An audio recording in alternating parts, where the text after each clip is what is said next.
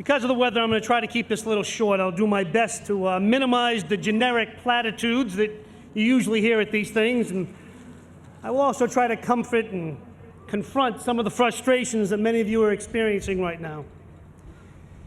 In the last few days, we've seen students at Arizona State express their unhappiness that President Obama did not receive an honorary degree. Today, we see some of the students in Notre Dame unhappy that President Obama is even speaking to them. Here at Boston University, I know a few of you are a little less than thrilled that you have a mere congressman who gets to speak to you. But the truth is, if this is the biggest disappointment of your life, you are the luckiest people in the world.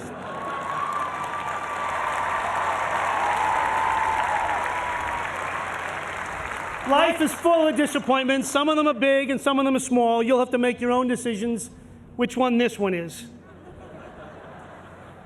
You know, sometimes the best messenger is somebody who's walked in your shoes and walks in them currently. Someone who faces the same uncertain abyss that each and every one of you are looking into today.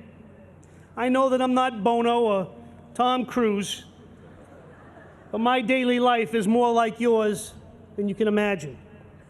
The very fact that this incredibly average person is now a member of Congress and is your commencement speaker, it actually screams my message to you. My message is very simple, I think, that you do not have to be extraordinary. You do not have to be rich or famous to change this world. Anyone and everyone can make a difference. As graduates of Boston University, it's clear that you're now very well prepared to do just that. You will and can make a difference in this life. Now, some of you might think that I'm talking about making a lot of money and becoming wealthy. And that's all well and good. Everybody wants to have some degree of comfort, and that's reasonable. But if that's all there is, if it's just about making money, explain to me why Bill Gates, Warren Buffett, George Soros, and so many other billionaires have taken so much time to give away the money that they've accumulated. It's more than just making money. Tell me why so many of you, students right here at BU, have been so active in volunteering in so many causes. The one that's nearest and dearest to my heart is the effort to stop a genocide in Darfur. How come so many of you have given so much when you could have been out making money? Tell me why so many of you worked so hard to elect the President of these United States just last year. You already know there's more to life than making money. Most of you are well prepared to succeed in life. You're intelligent, you're energetic, you're enthusiastic, you're strong. And soon you'll have, or you already have, some of you already have, the diploma that'll prove just that. Now, I know that this graduating class is facing more obstacles than most. I know that. But most of you will find ways to succeed, and we all know that. But I'm not here to talk about that. I'm here to ask a couple of simple questions. What else will you do with your life? Did God give you a brain just to go out and make money? Or did He give you a brain so that you can go out and find ways to improve the world? Do you have a heart just to pump blood through your body? Or do you have that heart to feel the pain and suffering of others and to commiserate with them and empathize with them and work on their behalf? Your lives will be easy if you ignore the rest of the world. Just put your head down, close your eyes, put your shoulder to the wheel, and go to work in your routine, mundane lives every day. That's an easy life. You can get a job, you can climb that ladder of success, you can make money, and you can build a very comfortable life for yourselves. But if that's all you do with the gifts God has given you, you will never feel fulfillment. You'll always know in your own hearts that you didn't challenge yourselves to something greater, something bigger than yourselves. You didn't use your voice to protest injustice. You'll pass through this life without leaving much of a wake behind you. That's not to say that those of you who stand up and fight to make this life better will win every battle. You certainly will not. All I'm saying is that life is a struggle each and every day. And yeah, that includes the struggle to accumulate wealth. But it also means helping your neighbor. It means fighting injustice. It means building a playground. It means helping the sick and feeding the poor. You've been given great gifts and great talents, and you've proved you can use them successfully just by being here today. But I call on you to use some of that ability, some of those talents, and some of that drive to improve this world. Nothing I say today or any other day can improve the job market. Nothing I say can really calm your anxieties. But it shouldn't. Life is anxiety from now on. As with all challenges, there's lots of amazing, wonderful, and fantastic opportunities if you face life with zest and a small degree of confidence. I know this because your generation, and I agree with your student speaker, I do believe that you represent a generational change. You don't have to look any further than the presidency itself to prove that. I do believe that your generation will make a difference, but you're not the first to face challenges. For example, in your grandparents' generation, very, very few of them ever dreamed of attending college. My own mother grew up 2 blocks away at number 16 Ashford Street, that I think is now owned by BU. When she lived there, it was a cold water, 3-floor walk-up.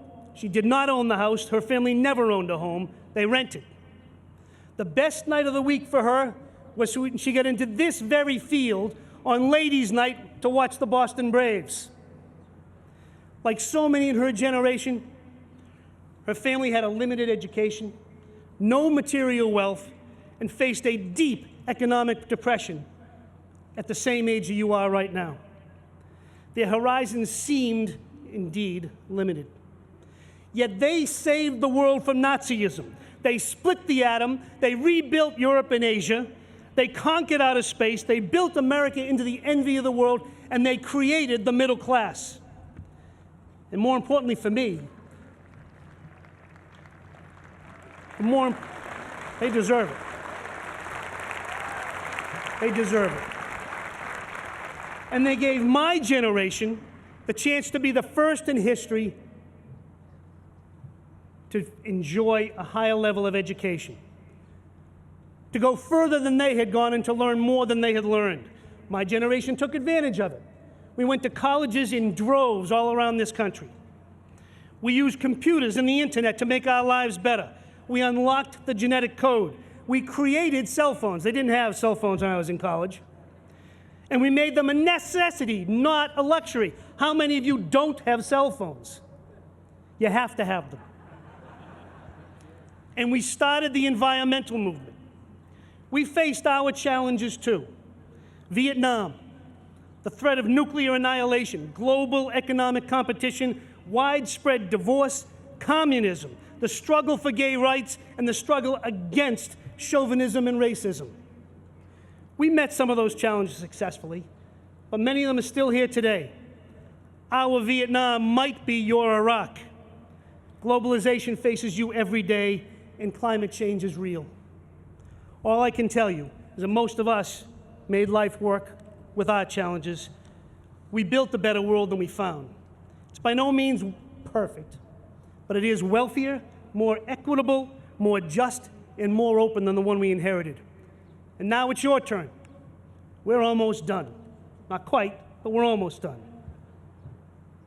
I do not want you to simply follow the path that has been laid out for you.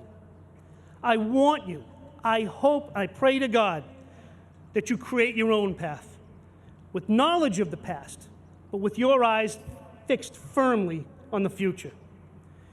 Your education level and knowledge right now is the best the world has ever witnessed. You will live longer and healthier lives than anyone ever has before you.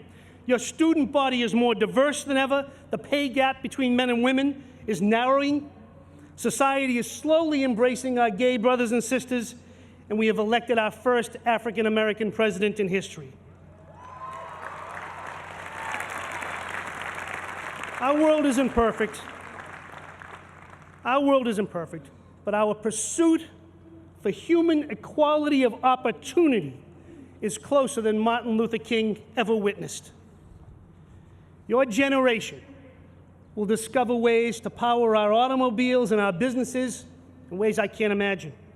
You'll invent new ways to improve crop yields to feed the hungry around the world. You'll discover new cures for common human diseases. And by the way, you've already started. You forced me to learn something about Facebook and Twitter, whatever that is. I still haven't done it yet, but I will. More importantly to me, as I stated earlier, your generation has amazed me with your commitment to poor black people halfway around the world that have no TVs, you'll never meet, and you'll never know, in your commitment to end the genocide in Darfur. That is an amazing statement about the kind of people you are. Thank you. You've earned my respect and my admiration for that alone. And your generation turned out to vote in record numbers to elect our first African-American president. That's an incredible thing. My generation talked about it, you did it. It's just the beginning. The journey won't be easy, you know that. Life is a constant challenge. Most obvious and immediate one is your challenge facing the economy. I know that many of you don't have jobs.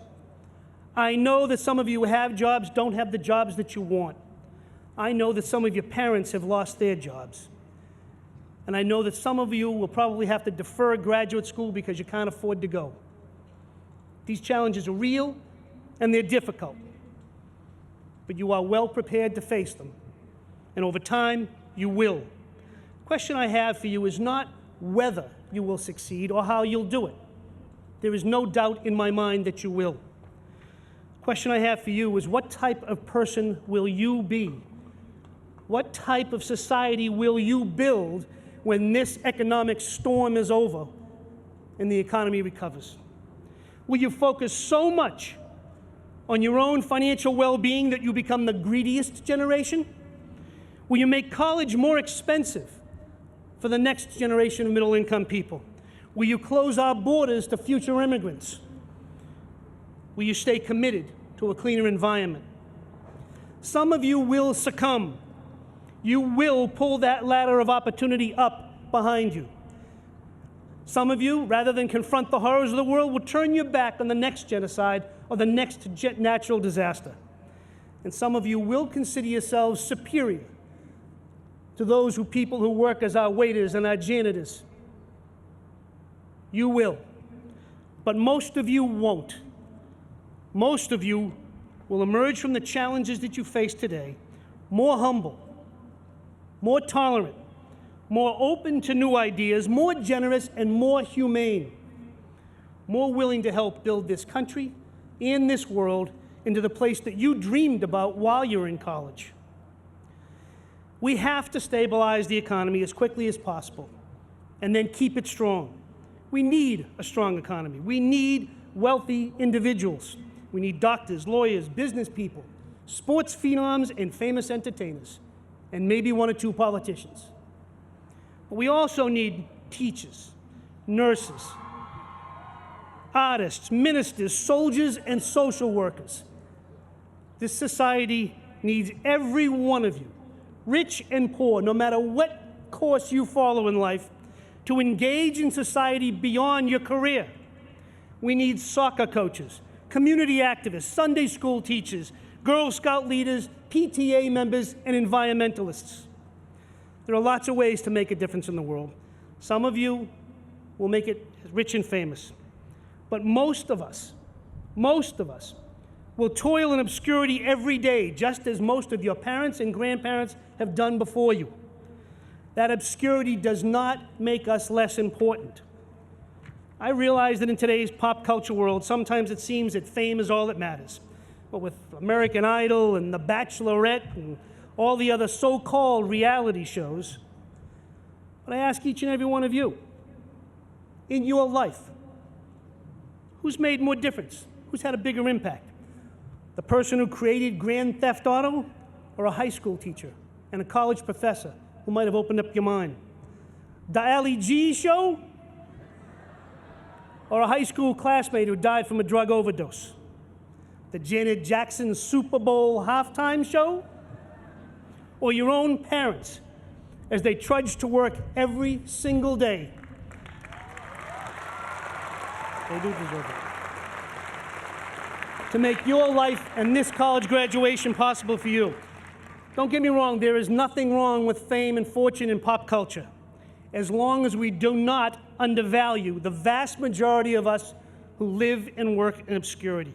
Most of us will never be chased down the street by the paparazzi or have microphones stuck in our face from the media.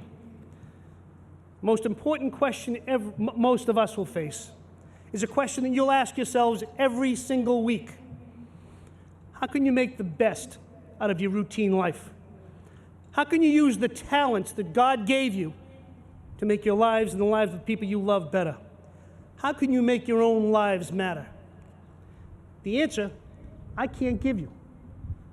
You have to answer those questions yourselves. If you choose to go through life selfishly and narrowly, you will not matter. If you choose to open your hearts and your minds, if you choose to stand up and fight for justice and equality, if you seek to improve the things that you can, you'll matter more than you can imagine. Not to me.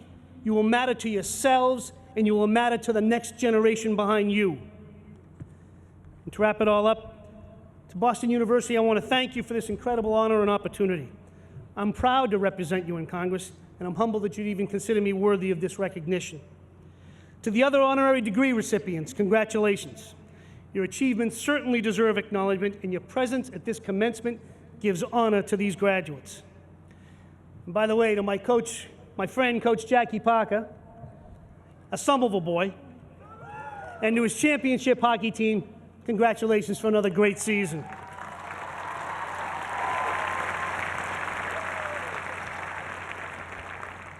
Jackie, I've heard Jackie say that he came from the toughest end of the toughest street in the toughest neighborhood in the toughest city in the world.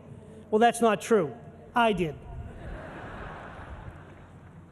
To the class of 2009, you face some obvious challenges, but you're well prepared to face them. I have faith in you. Your parents have faith in you.